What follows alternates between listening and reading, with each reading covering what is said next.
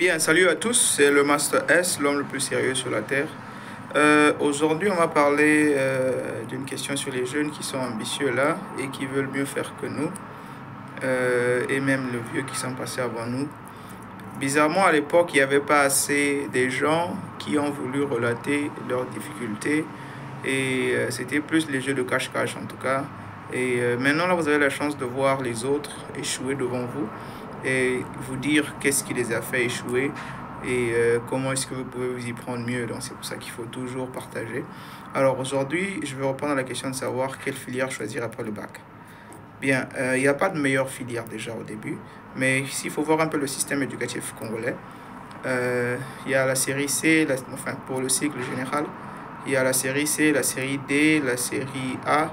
Et en général, c'est bien beau tout ce que vous faites à l'école, hein, mais c'est pas forcément utile pour le travail. Quelqu'un qui fait la série A, les langues là et tout, portugais, même si tu fais l'anglais et tout, c'est des astuces que tout le monde, normalement, les histoires comme l'informatique, les langues, c'est des priorités. C'est comme avoir l'électricité à la maison. C'est des basiques qu'on a tous besoin. Mais ce n'est pas quelque chose qui va te différencier des autres en tant que tel sur le marché du travail. À moins que tu veux devenir professeur, tu veux devenir... c'est pas pour manquer du respect au professeur, hein, parce que moi, je suis professeur et tout. Ça dépend de là où tu enseignes. Et même au Congo, il y a des enseignants qui gagnent, qui sont pointés à 2000 heures. Par contre, moi, j'ai eu à travailler là où on pointait minimum, c'était le pire des cas que tu peux voir, c'est 5000. 10 000 francs, tu peux avoir 20 000. Donc, ça dépend de là où tu travailles et dans quelles conditions. Donc, c'est pas mal. Si c'est une passion en tant que telle, c'est pas mal parce que les enseignants sont vraiment la crème de la société. C'est un peu comme nos mamans parce que l'éducation, c'est les mamans et puis les enseignants. En particulier, les parents aussi viennent ajouter, enfin les pères aussi viennent ajouter leur touche dessus.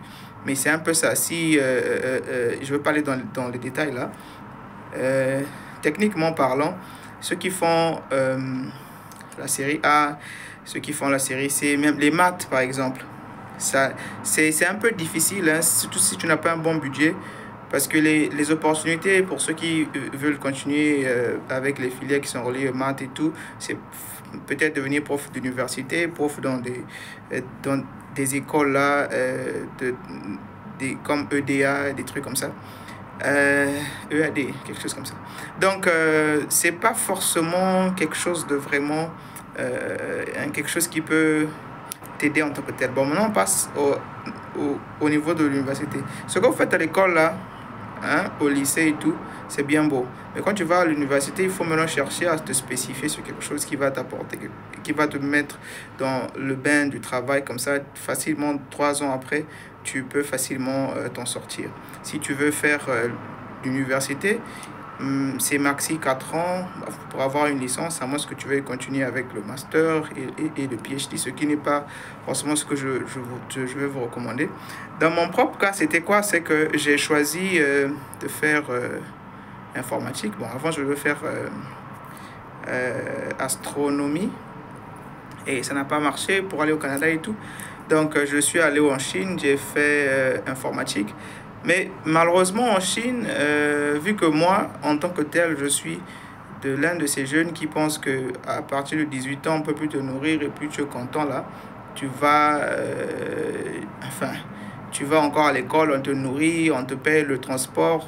Ça me rendait mal à l'aise et donc je cherchais, je ne pouvais pas déjà quitter le pays et puis être là encore dépendant des parents. Donc ça a commencé à me rendre un peu mal à l'aise parce qu'en Chine, c'est difficile de trouver des internships, les stages où tu peux travailler en même temps et étudier. Et ça m'a vraiment tué jusqu'au niveau où je suis arrivé à faire des petits boulots un peu par-ci par-là, mais sauf que c'était pas aussi autorisé aux étudiants de travailler, mais je faisais toujours comme ça. Et après, je me suis rendu compte que vraiment ça marchait pas. J'avais une passion qui était l'enseignement.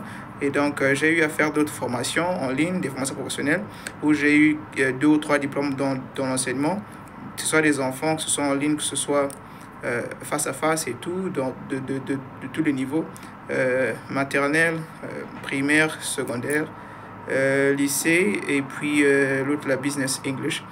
Donc, c'est ça qui m'a permis à me mettre un peu dans le bain et puis j'ai commencé à gagner assez. Je me suis rendu compte que, en tout cas, ça, là, ça me donne plus d'argent. Parce que moi, ce qui était dans ma tête, c'était l'argent, hein. Essayer de voir un peu comment j'allais faire pour déjà finir parce que j'étais pas en bourse, hein, je payais l'école. Donc déjà pour finir avec la licence, il fallait payer des millions là-bas. Donc ouais, j'ai trouvé des millions. Moi, comme je vous ai dit, que parce que ces enfants-là qui n'aiment pas dépendre des parents pour payer leurs écoles à l'âge universitaire et tout. Donc je faisais un peu... La première année, les parents m'ont aidé, mais après là, c'était parti, hein. Et donc, ça m'a aussi retardé parce que j'ai pas eu de formation professionnelle en tant que telle, sinon d'expérience professionnelle avec l'informatique. C'est pour ça qu'à à la fin, j'ai eu du mal à trouver du travail dans l'informatique. Et donc, j'ai continué avec l'enseignement. Bon, pour revenir à vous, quand vous choisissez une filière, il y a deux options. Soit vous partez avec la passion, soit vous partez avec vos objectifs. C'est-à-dire que vous voulez avoir de l'argent, vous voulez gagner beaucoup d'argent, vous voulez travailler vite, vous voulez, ça dépendant de là où vous venez et de votre vision. Donc, je vous conseillerais de prendre par la passion, à moins que vous ayez des parents qui vous ont déjà sécurisé un budget pour finir jusqu'au master, hein, et tout. Et si vous avez aussi besoin de suivre votre passion, cherchez au moins des bourses. D'accord? Il y a des pays comme les États-Unis, la Chine, ça peut donner des bourses si vous connaissez les gens. Le Japon aussi un peu, mais la Chine a plus de bourses pour ce que je connais. Et l'Australie et tout. Parce que si vous allez dans des pays par exemple comme les États-Unis, l'Australie, le Canada, les études sont superbement chères. Super chères. Au Canada encore, il n'y a pas vraiment trop de système de bourse. Mais les États-Unis, je sais, il y en a beaucoup et tout. Donc, partez avec les bourses, c'est mieux. Comme ça, vous allez aussi apprendre à vous adapter, le système de vie et tout, la culture et tout. Et c'est bien beau. Au cas contraire, laissez les histoires de beaucoup étudier. Partez directement avec les formations professionnelles. C'est minimum, c'est le niveau bac. Pour commencer à gagner de l'argent dans n'importe quel pays, en particulier le Canada par exemple, il y a des formations professionnelles où tu vas pour une année, 6 mois, après tu commences à travailler. Et puis, même quand tu commences stagiaire et tout, tu gagnes déjà bien ta vie. Après, tu grandis avec de l'expérience. Ça, c'est ce qui est très important pour s'en sortir. L'intelligence actuellement, il y a la possibilité, si tu te crois intelligent, tu vas avoir des diplômes. Il y a la possibilité d'avoir des diplômes en ligne. Tu peux faire n'importe quel master, n'importe quel PhD, n'importe quel je sais pas, doctorat que vous appelez ça, en ligne. Et si tu as ton petit gagne-pain, tu peux t'offrir un futur meilleur si tu veux aller travailler dans des bureaux, des trucs comme ça, ou bien avoir pour ton propre honneur. Mais si c'est gagner l'argent comme ça, beaucoup des milliardaires, beaucoup des millionnaires, vous voyez, n'ont pas les doctorats. C'est être intelligent, c'est pas forcément faire des longues études, hein. Être intelligent, c'est aussi savoir se fixer des objectifs, savoir à un très jeune âge. Parce que la plupart des gens qui regrettent leur vie, c'est plus ceux-là qui n'ont pas eu soit des gens qui les ont encadrés, soit ils n'ont pas été visionnaire de faire un choix très tôt et se consacrer uniquement sur ça. Donc, ne vous trompez pas surtout de penser que aller à l'université ou voyager, aller à l'étranger, c'est ça le truc, non. Même au pays, il y a des gens qui se retrouvent. Il y a des gens qui se retrouvent au pays. Si vous avez vos parents qui ont quelque chose, vous commencez votre ferme au pays, vous allez avancer plus vite que les autres. Il y en a qui partent à l'étranger pendant des années, ils reviennent encore au pays pour chercher du travail. Alors que vous, pendant ces 5 ans, 10 ans qui vont passer à l'étranger, vous êtes en train de bâtir votre empire. Récemment, j'ai été au pays, j'ai croisé des amis qui sont déjà très loin. Des amis qui sont très loin, contrairement à nous qui sommes allés là et tout. Si tu te rencontres avec des histoires ou dans un pays où tu ne peux pas travailler, ou bien tu vas, par exemple, un problème avec la justice, on te ferme la compagnie que tu as créée, on te bloque l'argent à l'extérieur, tu as à zéro.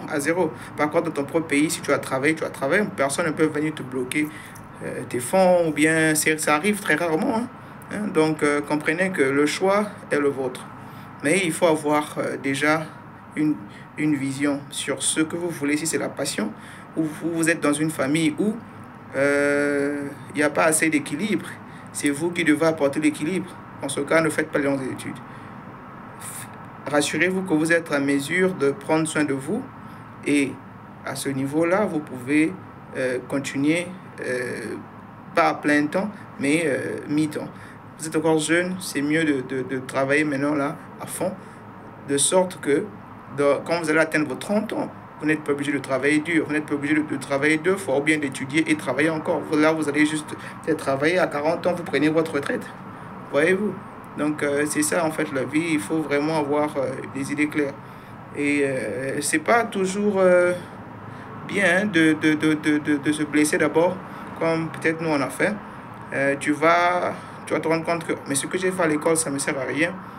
Et les années de l'université, là, les universités, surtout dans le système anglophone, là, tu peux choisir le système qui est rapide. Par exemple, en 4 ans, tu peux faire en 2 ans. Mais ça, c'est ceci. Souvent, ça, c'est pas des bourses. Ça, c'est ce que tu payes toi-même. Et l'école est très chère. Mais ce que tu as donné en retour, c'est pas forcément ça.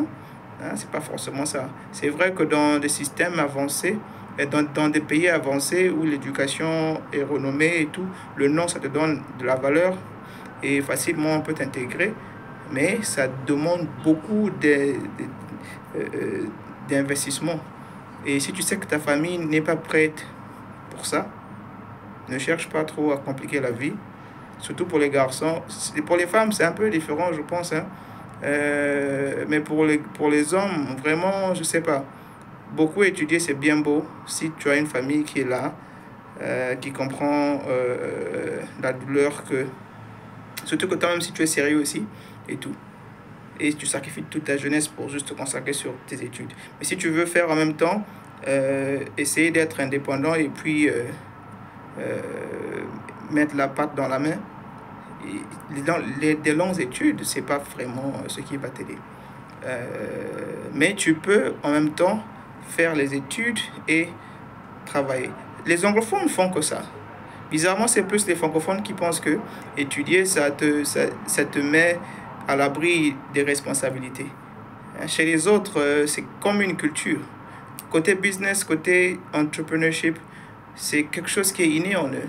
C'est plus les francophones qui sont là en train de penser que ceux qui font les métiers techniques sont vraiment dans ce qu'il faut faire actuellement pour s'en sortir. Parce que même si tu vas à l'école, là, ce sont des vacances. Les vacances, au lieu des histoires comme l'anglais, des trucs comme ça ne devait pas s'apprendre à l'école, ça devait s'apprendre durant les vacances, c'est quelque chose qui est normal.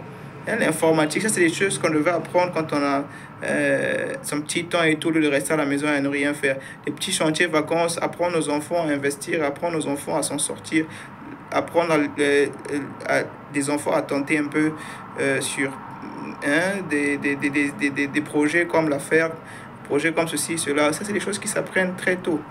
C'est parce que nous, on n'aime pas trop faire comme les autres. Mais sinon, on se découvre avant 18 ans.